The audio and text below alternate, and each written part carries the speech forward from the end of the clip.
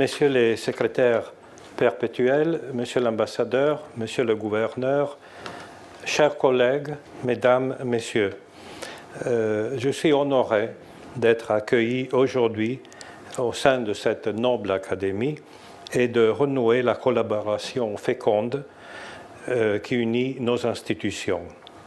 L'un des caractères qui distingue l'enseignement au Collège de France est le programme d'enseignement et de recherche que nous présentons à l'occasion de notre élection. Et ce programme est illustré dans la leçon inaugurale. Alors, dans mon cas spécifique, à l'occasion de ma leçon inaugurale le 7 janvier 2000, je ne pouvais pas m'autoriser, comme d'autres collègues pouvaient le faire, d'une tradition venant du collège même, puisque j'avais fait mes études à Turin et ma carrière entre Genève et Padoue. Mais je pouvais remonter à mes lectures où j'avais trouvé assez tôt l'un des maîtres du Collège de France. Et je me réfère spécifiquement à Claude Lévi-Strauss, Anthropologie structurale. La feuille qui a été distribuée se réfère à l'un des passages que j'irai commenter. Mais permettez-moi, pour entrer tout de suite en matière, et pour dire que j'ai essayé d'être fidèle à ce programme d'enseignement et de recherche, nous n'avons pas d'autres contraintes. C'est vraiment un lieu de grande liberté, mais la liberté comporte une responsabilité. Alors, en terminant presque mon enseignement au Collège de France, j'ai relu ma brochure et j'ai vu quels étaient les domaines que j'avais annoncés et qui n'étaient pas encore remplis. Et notamment, les premières pages qui disaient d'une manière spécifique « Je n'oublierai pas la surprise et la ferveur qui jaillirent soudain dans mon esprit quand je lus au cœur de l'anthropologie structurale de Claude Lévi-Strauss, publiée en 1858, une citation de Pausanias, description de la Grèce, un grand auteur classique. La formule de Claude Lévi-Strauss était justement « le végétal est le modèle de l'homme ».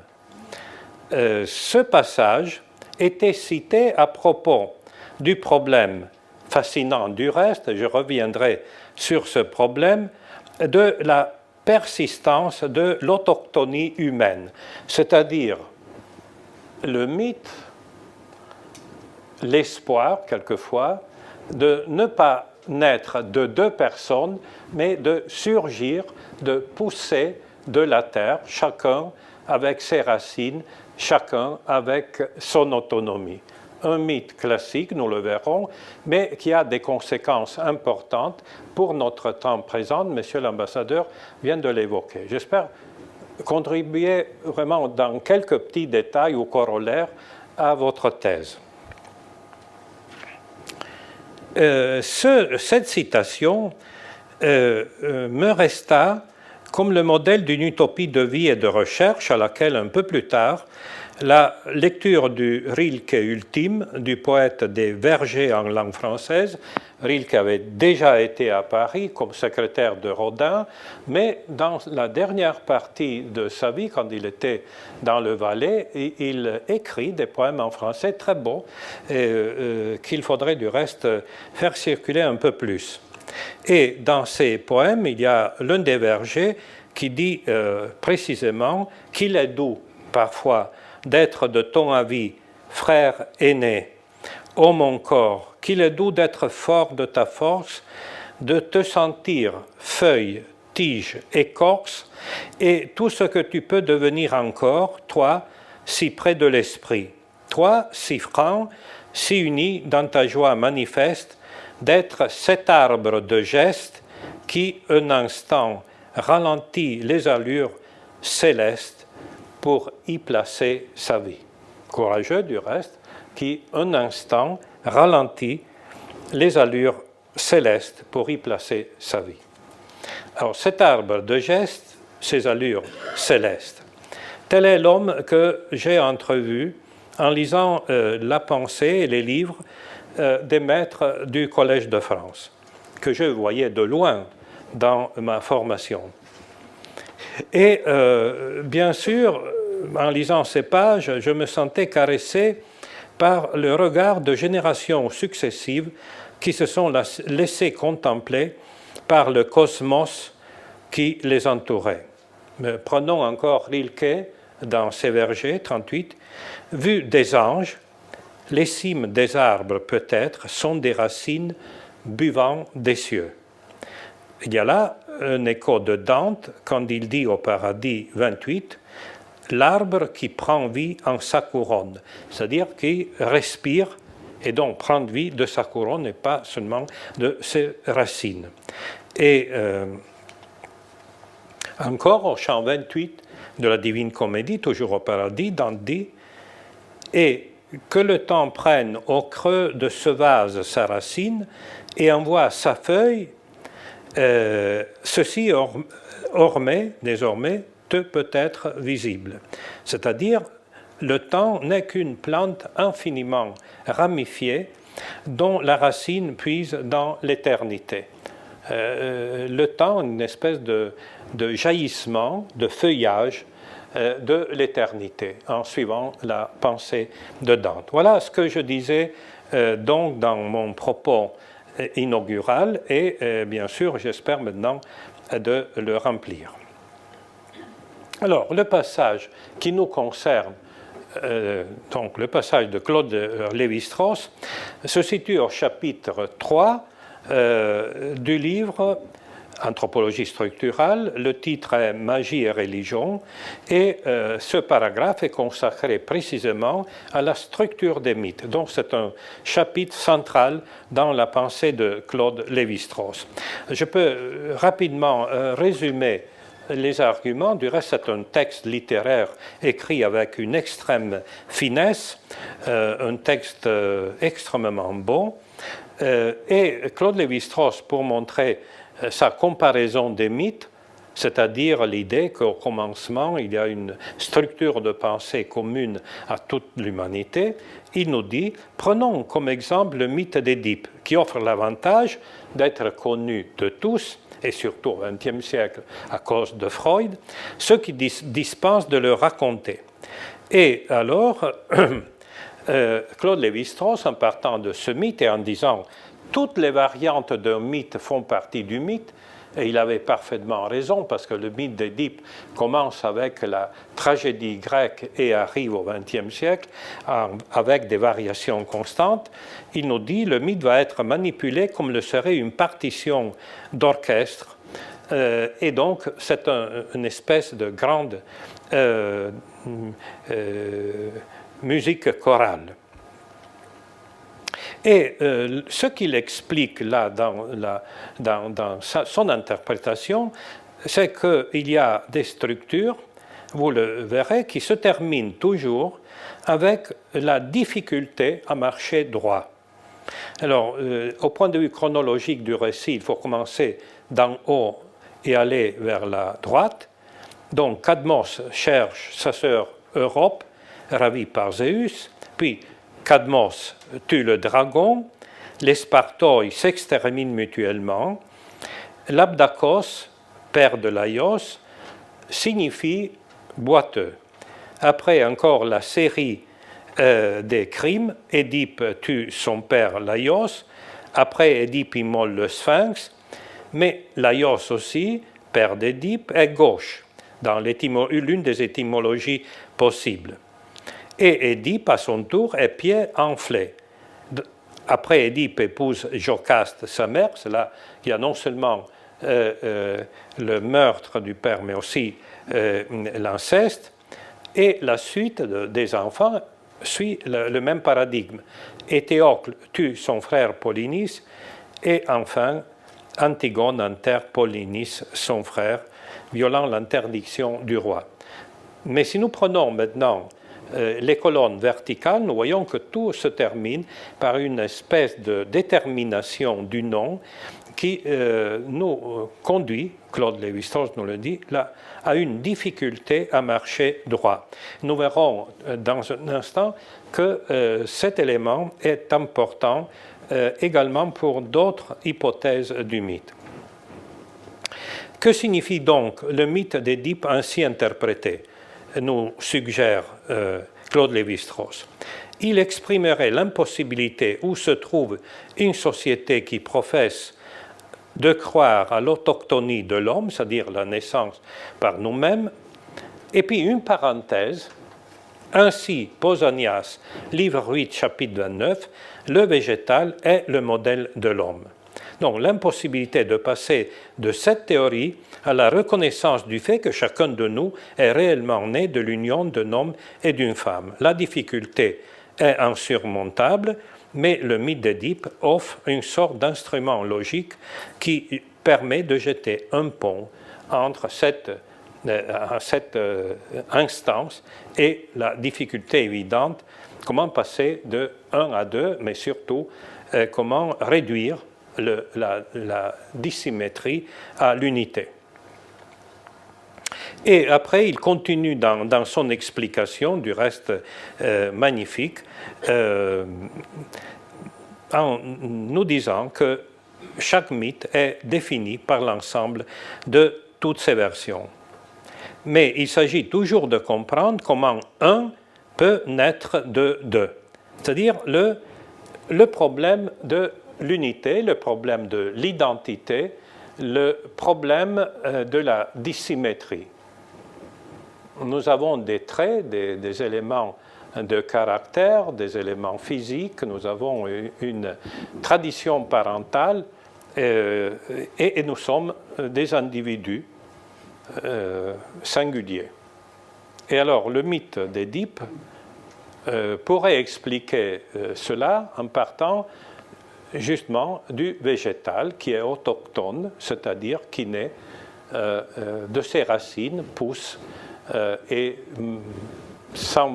s'envole, pour ainsi dire, vers le ciel.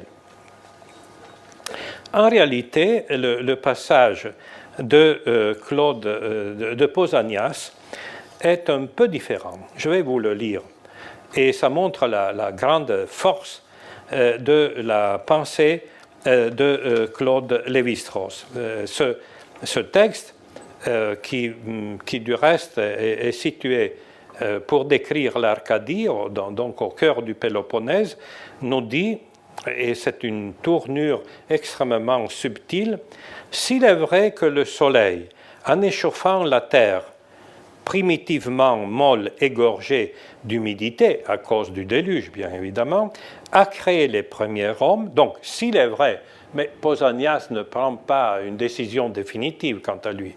S'il est vrai que le soleil a créé les premiers hommes, quel autre pays soupçonné d'avoir produit des hommes avant l'Inde ou d'en avoir enfanté de plus grands quand, de nos jours encore, c'est-à-dire au moment où Pausanias écrit son histoire, elle nourrit des animaux sauvages qui se distinguent par l'imprévu de leur aspect et par leur taille. Donc l'Inde serait encore un lieu où le vivant de toutes les espèces, y compris les animaux et les hommes, peut pousser de l'humidité fondamentale, originaire de la terre.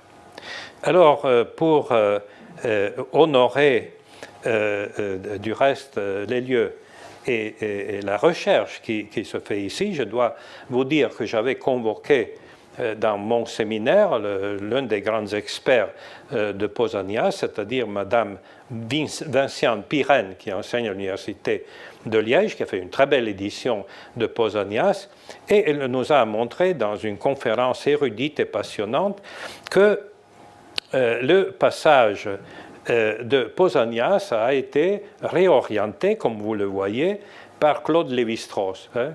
Claude Lévi-Strauss radicalise la pensée de Pausanias. Alors là, je me sentais en question.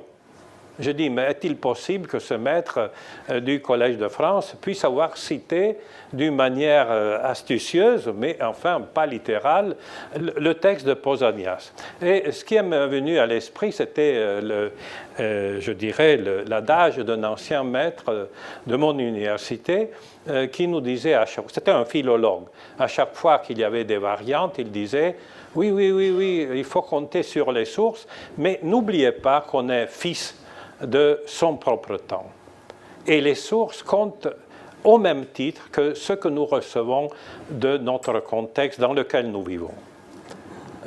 Non seulement, évidemment, pour ce qui concerne les textes, mais pour la circulation des idées, etc. Alors, je me suis mis à creuser dans les textes et dans je dirais, les autorités du temps, de l'époque, et j'ai pu trouver un passage que je vais vous montrer, une image que je vais vous montrer donc tout de suite, et c'est un mythe, donc c'est l'autre mythe d'autochtonie, le Pandora qui surgit de la terre, donc elle est autochtone, et elle deviendra l'épouse d'Épiméthée, Épiméthée Pandora. C'est évidemment un témoignage classique qui a été répété plusieurs fois, et je l'ai tiré, c'est le livre que j'avais chez moi, L'essence du prophétisme, un grand classique d'André Neher, mais ce qui était important, c'était en réalité la collection qui répétait la même image dans chacun de ces volumes, et la collection est la suivante.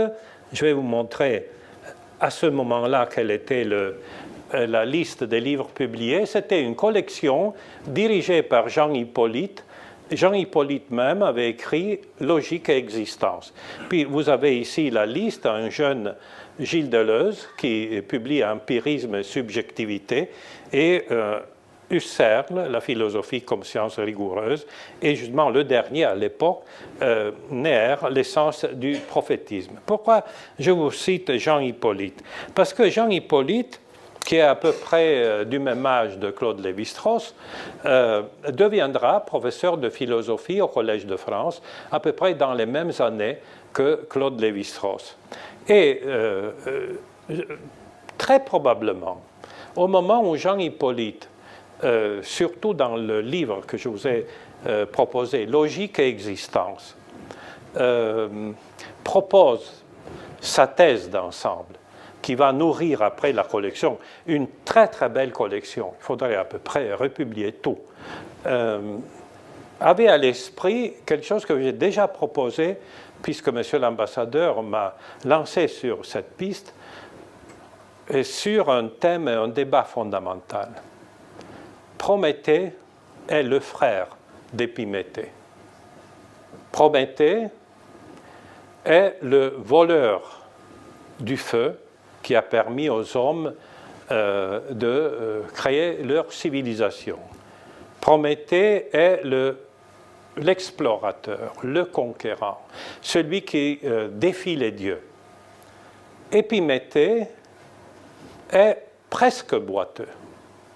Il est lent, il est préoccupé des conséquences de ses actions, il est obéissant, et comme les dieux sont fâchés du fait que son frère Prométhée a volé le feu, il se plie et il se marie, enfin il prend, sans en avoir vraiment le désir, Pandora pour apaiser les dieux. Après, Pandora, dans un moment où il ne la surveille pas, ouvre le célèbre pot, et tous les malheurs du monde humain sortent de cela.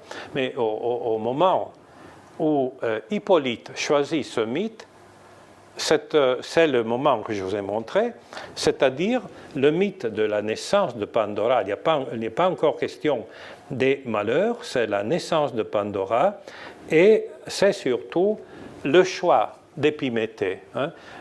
Hippolyte fait le choix de prendre la partie la moins, pour ainsi dire, la moins héroïque de l'humanité. Leopardi le dira, nous en parlerons demain, les sorti umane et progressives. Les hommes aiment le progrès. Mais qu'est-ce que c'est que le progrès? Ça nous porte quelquefois à des conséquences comme celles qui viennent d'être décrites. Alors j'ajouterai, Monsieur l'ambassadeur, que Venise également peut disparaître complètement. Complètement. Si on continue avec ce rythme, quelque chose qui appartient à l'humanité entière, comme Venise, peut disparaître avant la fin de ce siècle. Donc, il faut vraiment veiller à cela. Alors, si vous voulez, pour arriver déjà à une première conclusion, évidemment, le végétal est le modèle de l'homme, nous dit aussi, par ce biais, qu'il ne s'agit pas seulement du rapport de 2 à 1, le mythe donc de l'identité, mais il s'agit aussi d'un choix que Jean Hippolyte avait fait avec Claude Lévi-Strauss. Il y a des lettres entre les deux qui sont conservées à l'école normale supérieure, donc les deux non seulement se connaissaient, mais après ils deviennent collègues, 2 ans de différence. Mais on est dans un contexte où, face au grand boom, comme on disait à l'époque, il y a eu des penseurs qui ont choisi Épiméthée, qui ont choisi donc ce temps lent, nous en parlerons à Namur, à propos d'Holberg, ce temps lent d'un développement qui n'est pas conquérant et qui pousse avec les ressources que le terrain où nous sommes nés peut nous donner, sans besoin d'aller chercher ailleurs. Alors c'est évidemment tout un problème qui va s'ouvrir au point de vue évidemment éthique et politique. Pour l'instant, moi je voudrais maintenant passer à la deuxième partie de mon exposé et pour dire que ce mythe n'est pas seulement lié évidemment à Pausanias, mais déjà il est très présent dans les métamorphoses d'Ovide, et tout particulièrement dans le récit de Deucalion et Pyrrha que nous trouvons au premier livre des Métamorphoses, à propos justement du déluge. Alors, il y a le déluge, les eaux couvrent la terre, et les mortels disparaissent. Il n'y a même pas le mythe consolateur de la Bible, où au moins 2 personnes, un bateau, quelques espèces animales se sauvent. Non, le déluge, dans le texte des Métamorphoses, extermine complètement l'espèce humaine. Et alors, il n'y a qu'une possibilité, et c'est Thémis qui dit à Deucalion et Pyrrha, les seuls qui avaient survécu, éloignez-vous du temple, voilez votre tête. Je voudrais revenir sur cet aspect, mais enfin, on n'a pas le temps. Voilez votre tête, dénouez la ceinture de vos vêtements et derrière votre dos, lancez à pleine main les os de votre grand-mère. C'est-à-dire, il n'arrivait pas à comprendre, puisque la grand-mère n'existait pas, mais Pyrrha fait un exercice d'exégèse, il dit, les os de notre grand-mère, ce n'est pas notre grand-mère corporelle, c'est notre grand-mère la terre. Et les os de la terre sont les pierres. Donc, il ramasse des pierres, il lance des pierres derrière leur dos, et voilà la description magnifique. Les pierres commencèrent à perdre leur inflexible dureté, à s'amollir peu à peu et, une fois amollies, à prendre forme. Bientôt, quand elles eurent grandi et qu'elles eurent reçu en partage une nature plus douce, on put voir apparaître, bien qu'encore vague, comme une forme humaine, comparable aux ébauches taillées dans le marbre et toute semblable aux statues encore inachevé. Et après, les pierres lancées par les mains de l'homme prirent la figure d'homme, et des pierres lancées par la femme naquit de nouveau la femme. Et depuis lors, nous sommes une race dure à l'épreuve du labeur, et nous montrons de façon probante de quelle origine nous sommes issus. C'est un texte contradictoire, comme vous le voyez. D'un côté, il y a la conclusion qui est référée à l'empereur et au mythe de Rome. Nous sommes une race dure et nous montrons de quelle origine nous sommes issus. Mais d'autre part, quand c'est le poète qui parle, il nous dit ont pu voir apparaître, bien qu'encore vague, comme une forme humaine, et cette forme était douce. Les pierres abandonnent leur inflexible dureté, s'amollissent et deviennent douces. Reçurent en partage une nature plus douce. Là aussi, le mythe nous apprend beaucoup de choses. Toutes les fois que nous nous référons à nous-mêmes, à une partie, une portion de l'espèce humaine comme lieu de pouvoir, on est obligé de citer la partie finale. Voilà, les conquérants, on est né des pierres. Mais toutes les fois que nous pensons à notre condition, à l'évolution de nous-mêmes et de l'espèce qui nous entoure, on est obligé de prendre l'autre partie de ce magnifique passage d'Ovide.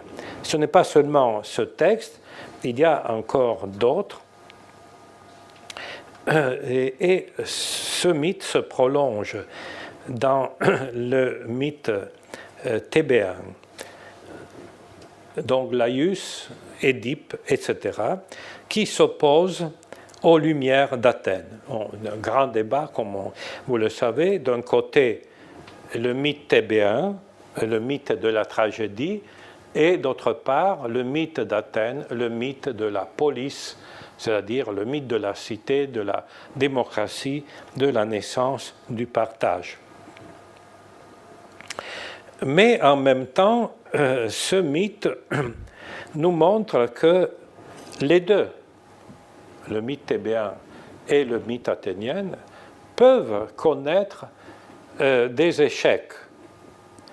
La pierre qui s'est amollie, qui est devenue homme, peut redevenir pierre, et nous le lirons dans un instant dans le mythe dans le mythe thébéen, d'Athamas, et d'autre part, le mythe du partage, la polis grecque, peut produire l'ostracone, c'est-à-dire l'expulsion de la ville et l'exil. D'un côté et de l'autre, il n'y a pas un modèle parfait. Je vous lirai simplement ce passage troublant, toujours des métamorphoses. Maintenant, on est au livre 4, c'est toujours dans Thèbes, et il y a toute une longue tradition de ce mythe. J'arrive juste à la partie finale. Comme Junon veut se venger encore une fois de la descendance de Cadmos, elle dit « C'est de vous-même que je ferai les plus mémorables exemples de ma cruauté. » Et l'effet suivit la menace, comme celle qui avait de toutes montré le plus d'attachement à Inon, s'étant écrié « Je suivrai la reine jusqu'au bout dans les flots », et s'apprêtait à sauter, elle ne put plus faire un mouvement et resta attachée au rocher. C'est-à-dire que chacune des dames qui suivaient Inon est bloquée dans le geste et pétrifiée. Celle-ci faisait le geste de s'arracher à pleines mains les cheveux de la tête, et telles ont eu pu la voir, ses doigts soudain pétrifiés dans la chevelure. Chacune fut immobilisée dans l'attitude même où elle fut saisie.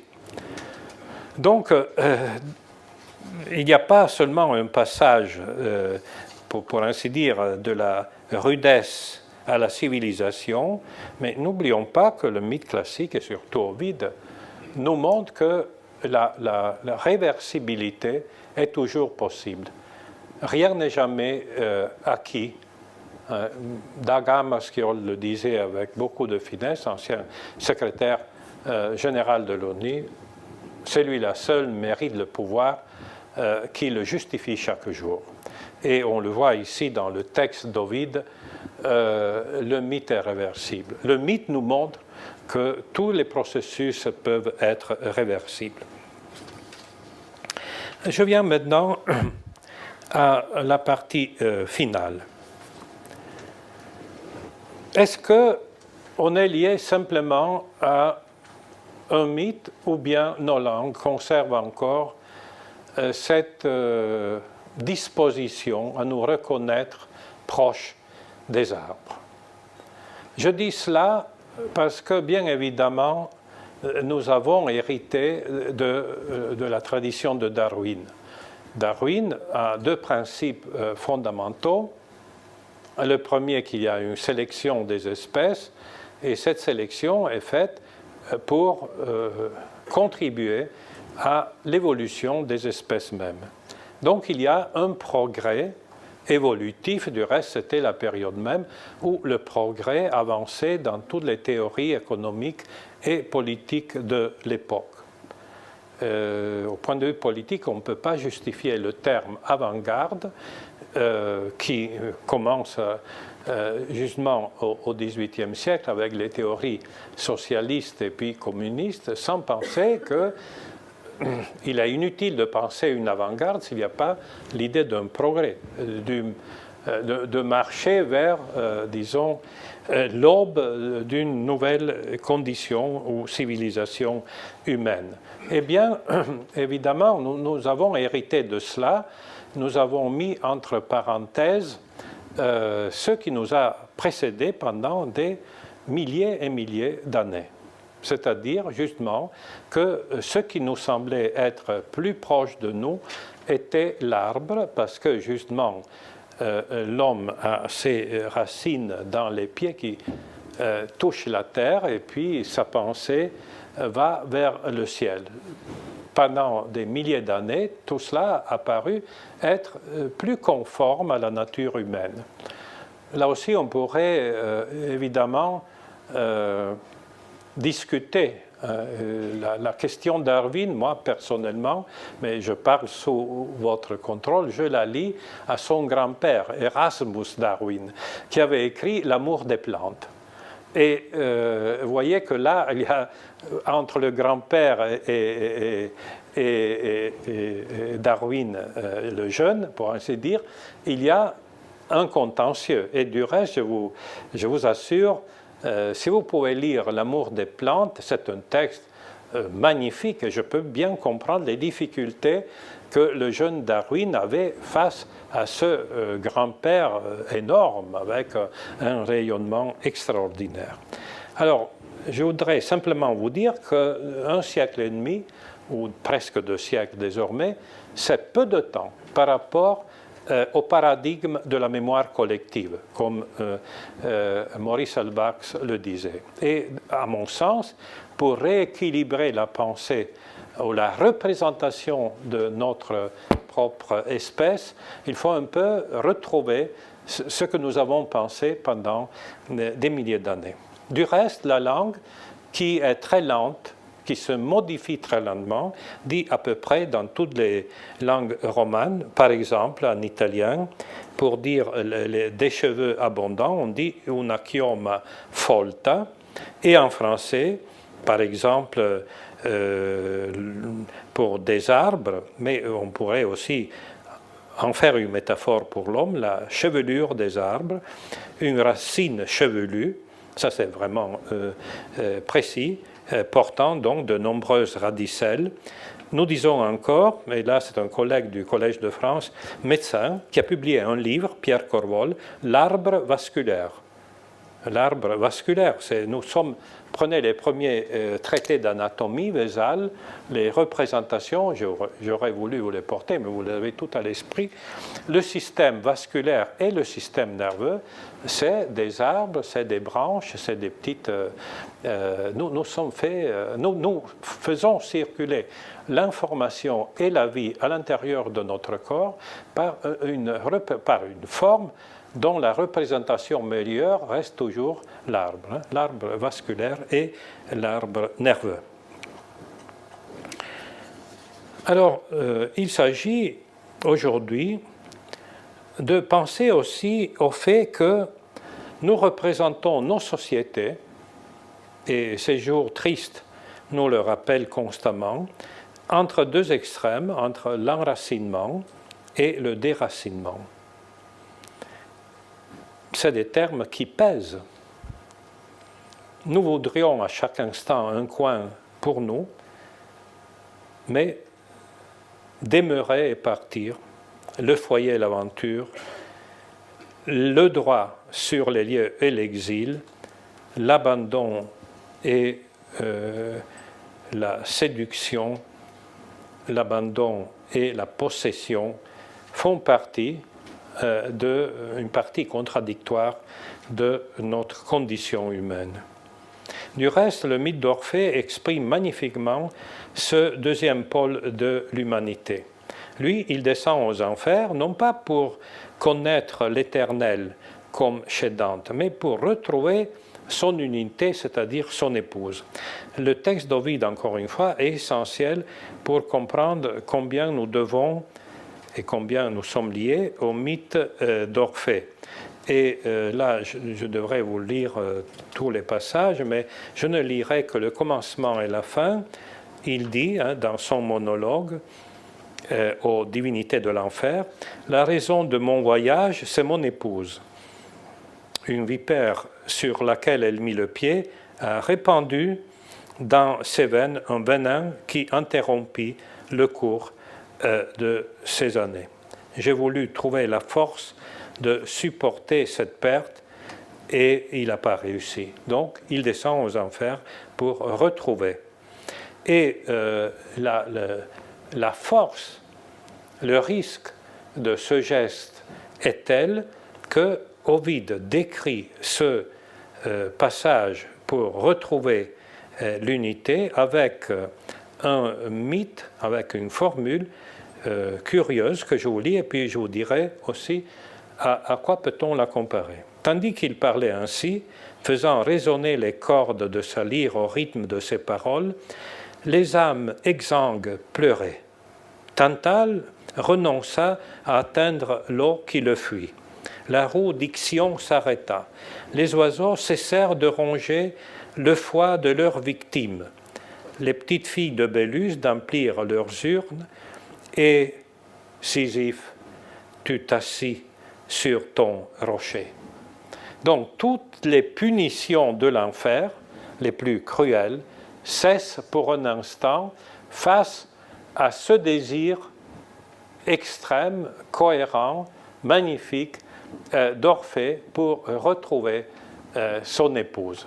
Alors ce passage, c'est-à-dire face, comment dirais-je, à la générosité humaine, même les lois éternelles de punition s'arrêtent, nous ramène à un autre passage.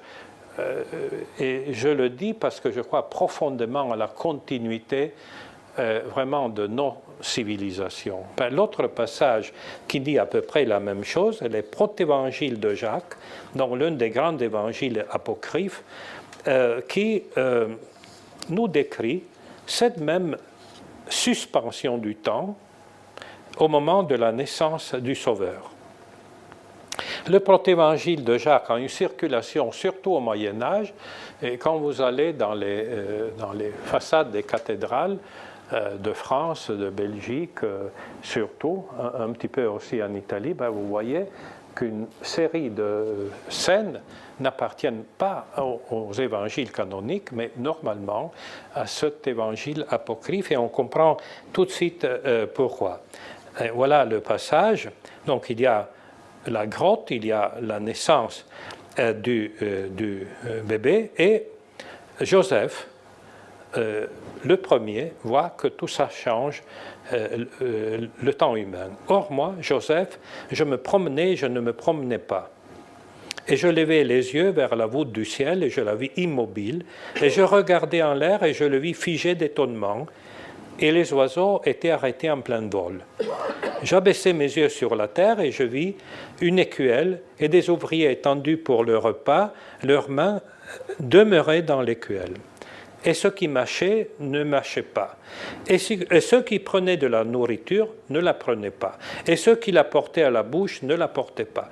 Tous les faces et tous les yeux étaient levés vers les auteurs, et je vis des moutons que l'on poussait.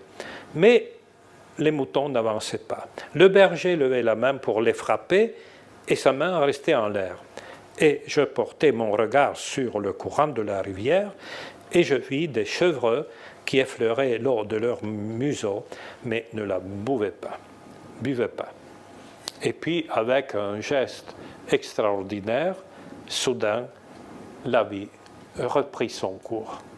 Même geste que nous retrouvons dans le mythe d'Orphée. Après, les punitions recommencent. Donc, encore une fois, comme vous le voyez, le mythe classique se comporte de la même manière. Il y a un instant de perfection où même la damnation est interrompue et puis tout reprend le cours d'autrefois.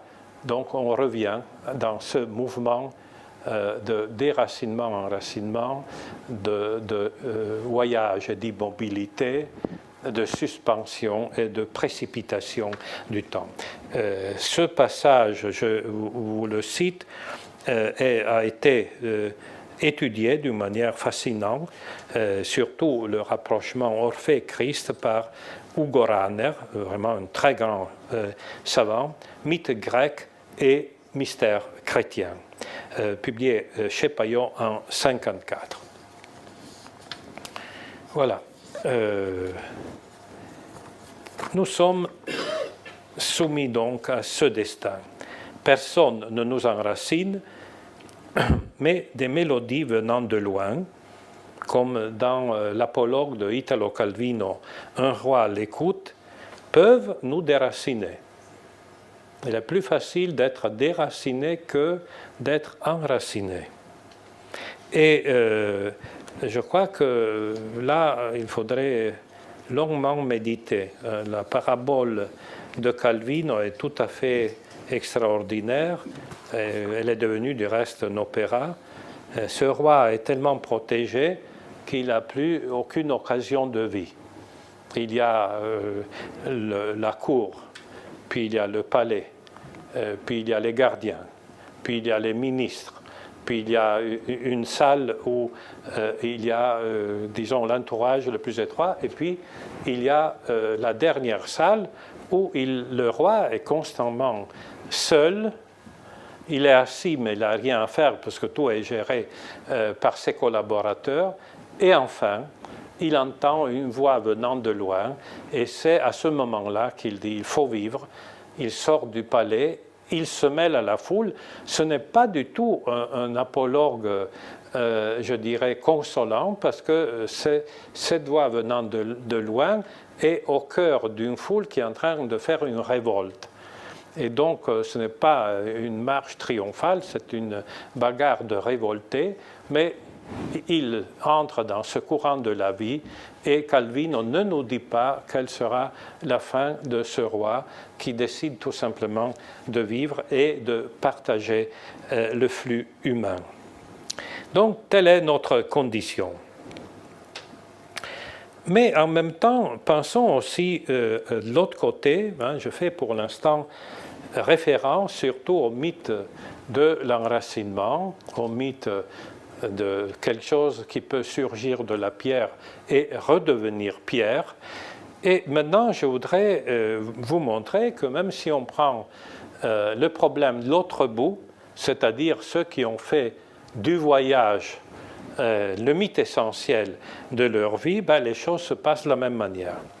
Celui qui a tout connu ne cherche que le retour à son île et à son épouse, c'est-à-dire Ulysse qui désire revoir Pénélope et Télémaque.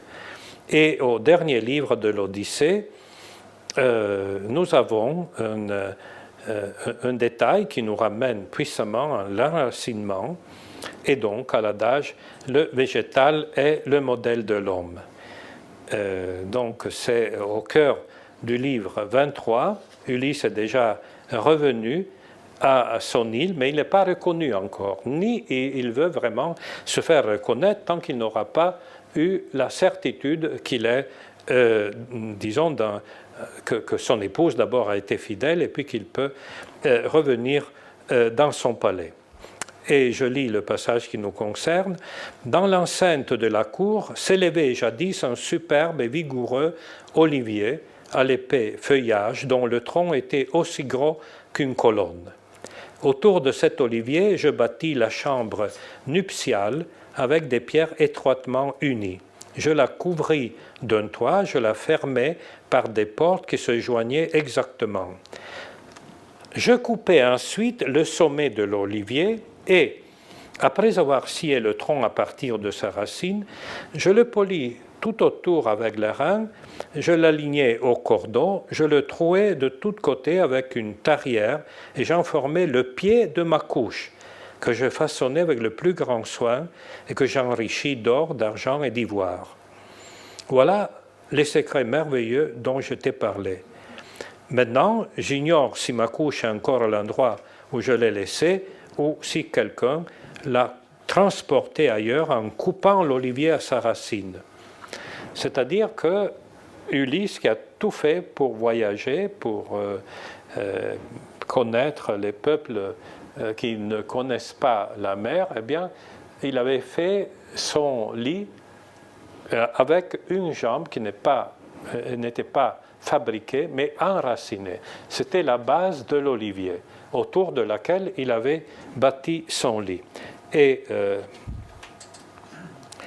dans le passage final de ce récit émouvant, toujours au même livre, nous pouvons vérifier que si les racines d'olivier reconduisent à l'unité de l'un, à l'amour, néanmoins, et presque sans aucune halte, il y a une transition brutale presque, et dès que les deux se sont retrouvés, Ulysse dira « Chère épouse, nous ne sommes point parvenus au terme de nos travaux, de nos difficultés. Il me reste encore une longue carrière de peine à parcourir. Ainsi me le prédit l'ombre de Tirésias le jour où je descendis dans le ténébreux empire pour le consulter sur les moyens de retourner dans ma patrie avec mes compagnons. » Et quelle est la prophétie de Tirésias? Tirésias m'a ordonné de parcourir de nombreuses cités en tenant à la main une rame brillante jusqu'à ce que je trouve des peuples qui ne connaissent point la mer, des peuples qui ne se nourrissent point d'aliments salés et qui ne possèdent ni navire aux rouges parois, ni rames éclatantes qui servent d'ailes aux vaisseaux. Donc, dès qu'il arrive aux racines, il est obligé, par la prophétie même de Tirésias, de prévoir qu'il doit partir. Tel est donc le champ de réflexion que ce mythe de Claude Lévi-Strauss, de Pausanias, d'Ovide nous présente. Donc, le végétal est le modèle de l'homme. Évidemment, nous parcourons les origines.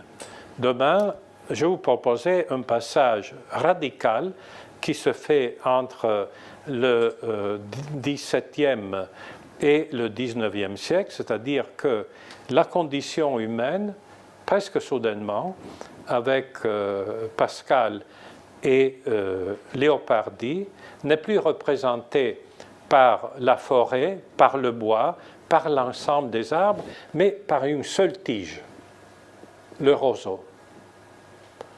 C'est comme si on avait désertifié l'expérience humaine et l'homme n'était plus qu'une tige, le roseau pascalien et le genêt de Léopardi. Entre les deux, il y a une immense tradition de forêt, de bois. L'enfer de Dante commence de la même manière, quand il dit je me suis perdu dans cette forêt sauvage où il n'y a même pas un rayon de soleil. Il faut penser à l'humanité. Aujourd'hui, les arbres, les espèces disparaissent, mais on disait autrefois qu'on pouvait aller de Rome, qu'un singe pouvait aller de Rome à l'Espagne sans jamais mettre les pieds sur terre, passant d'un arbre à l'autre, comme le baron perché de Italo Calvino l'a fait pendant toute sa vie.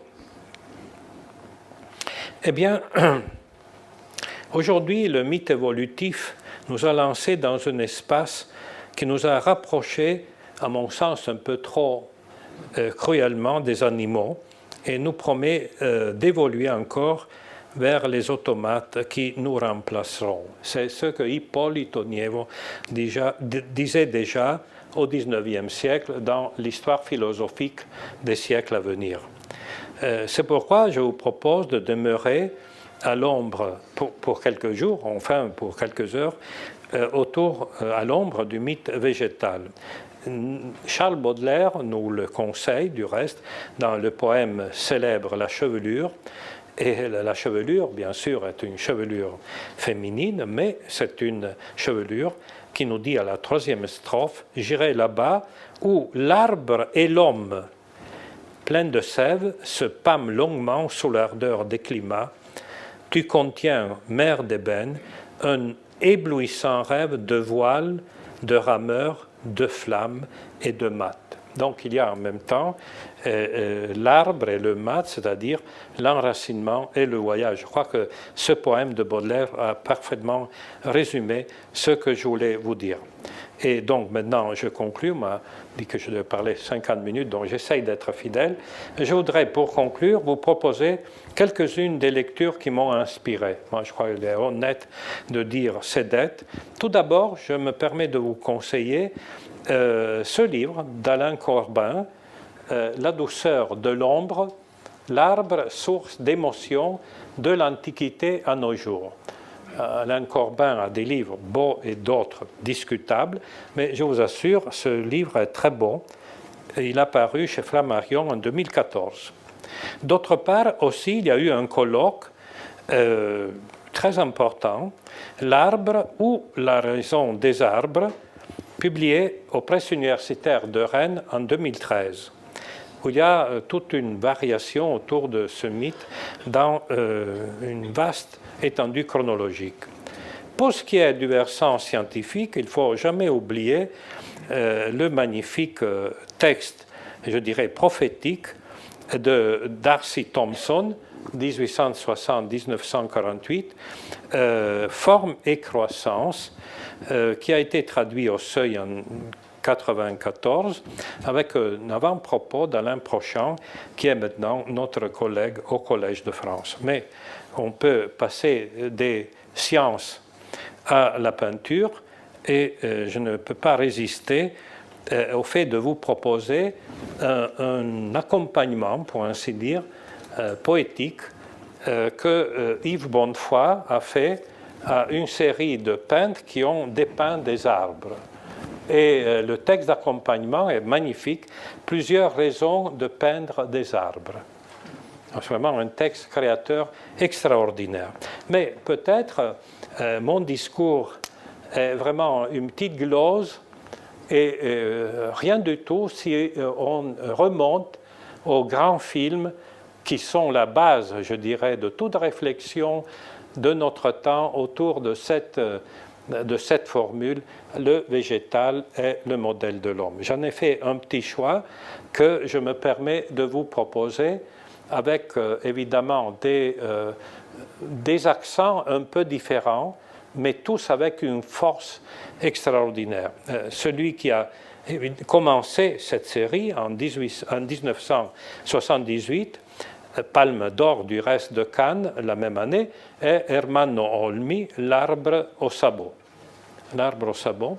Puis en 86, le dernier film d'un grand prophète visionnaire, comme vous le savez, Tarkovsky. Tarkovsky est vraiment l'un des grands maîtres de ce siècle. Bien, son dernier livre, film qu'il a tourné à quelques mois de cette disparition, il disparaît fin décembre 86, et bien en 86, il a tourné Le Sacrifice.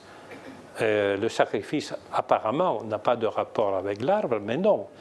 C'est l'histoire d'un vieillard qui va planter un arbre au bord de la mer et qu'il raconte à son petit-fils comment toute une tradition montrait qu'il y avait un vieil homme, c'est un mythe dans le mythe, qui avait planté un arbre complètement sec au sommet d'une montagne, et comme Sisyphe, chaque jour, allait l'arroser, et enfin, à la fin de la vie de cet homme, cet arbre avait fleuri. C'est le renversement du mythe de Sisyphe. C'est très émouvant, comme d'habitude chez Tarkovsky. Mais je me permets surtout de vous suggérer Victor Erice, un Espagnol, Le songe de la lumière. C'est le titre français, en espagnol El sol del membrillo, membrillo le cognacier. Et ce film est un apologue sur le temps humain, la lumière, la peinture, les arts. C'est l'histoire de quelqu'un qui décide au printemps, quand les feuilles commencent à pousser, de peindre un cognacier, mais il n'arrive pas à le faire parce qu'à chaque fois, les feuilles d'abord changent de couleur,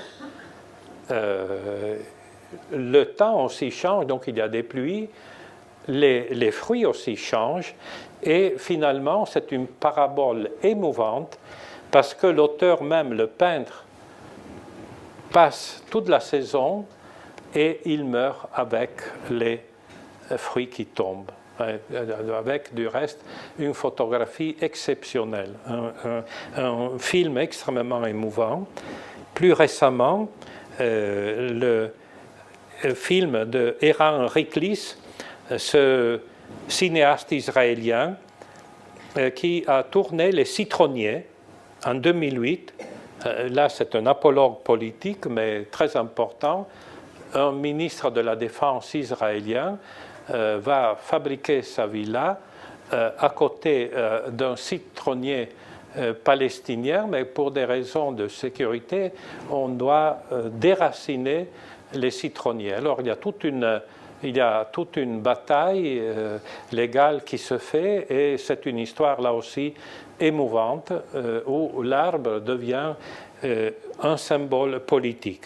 Vous avez peut-être vu le film de Julie Bertucelli, L'arbre, 2010, avec une très belle interprétation de Charlotte Gainsbourg. Un père de famille meurt brutalement d'une crise cardiaque au volant de sa voiture, qui finit sa course contre un arbre gigantesque.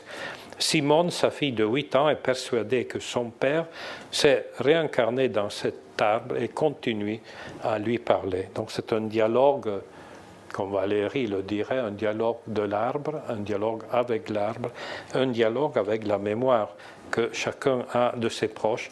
Et très récemment, le documentaire sur et avec Sebastião Salgado de Wim Wenders, Le sel de la terre, un film troublant. Il y a un moment, je voulais sortir parce que quand je suis arrivé à la phrase que Salgado, qui est présent, prononce, je voulais plus faire de photographie parce que je m'étais rendu compte que l'humanité est l'espèce la plus cruelle qui a jamais habité la Terre. Je me suis dit, j'en peux plus, je dois sortir. Et vraiment, j'étais un peu lâche, mais ceux qui l'ont vu peuvent me comprendre. Et tout de suite après, il y a les dernières 10 minutes, un renversement extraordinaire parce que Salgado doit se rendre au Brésil parce que son père commence à être très faible et on pense qu'il va disparaître. Et il arrive et il trouve tout désertifié. Et il dit, mais ça ne correspond pas à ma mémoire. Et petit à petit, la nature, grâce à leur effort, renaît. Et c'est un apologue admirable sur l'espérance et sur la dignité humaine. On n'est pas seulement des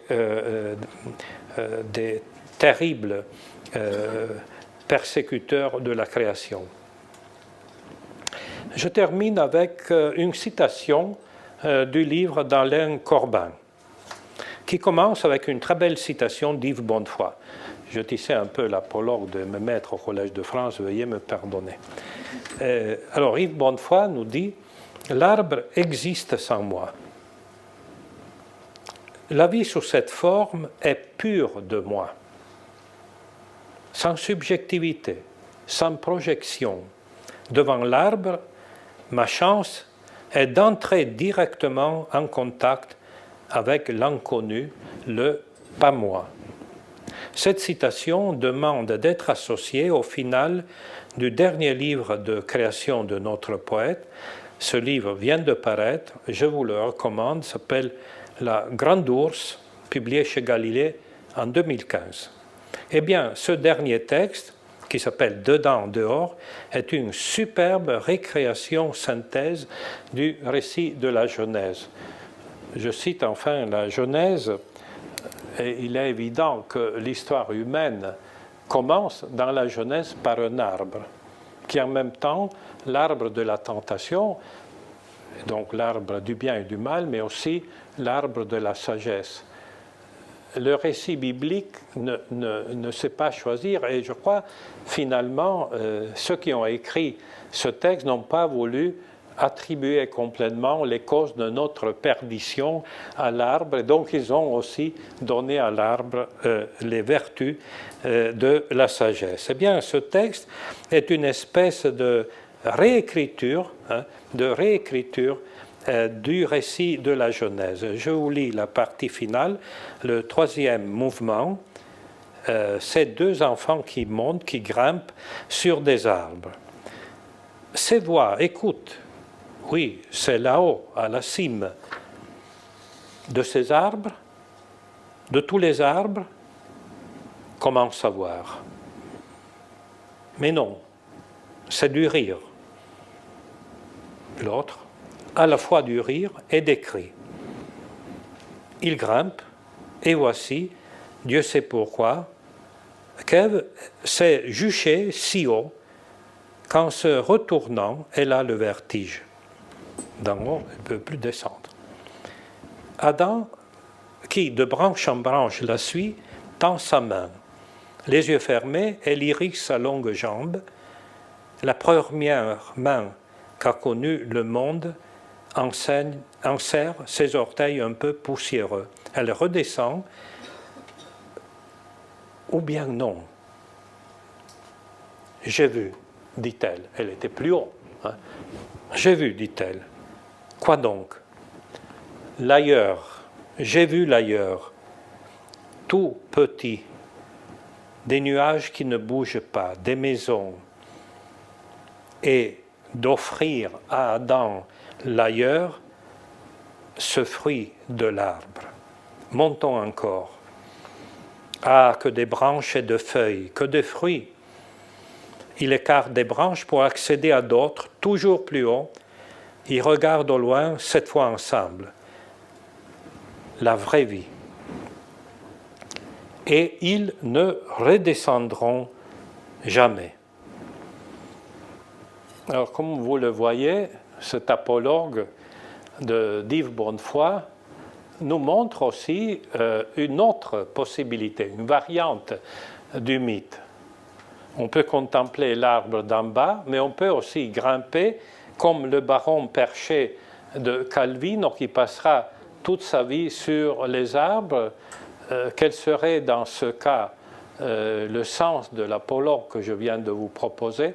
Tout simplement que l'arbre nous montre un ailleurs plus haut, un ailleurs qui n'abandonne pas la terre, mais ne s'écrase pas sur la terre. Je crois que nous avons le privilège, mais aussi le devoir, de grimper de temps en temps un peu plus haut pour regarder mieux autour de nous et peut-être aussi mieux à l'intérieur de nous-mêmes. Je vous remercie vivement de votre patience.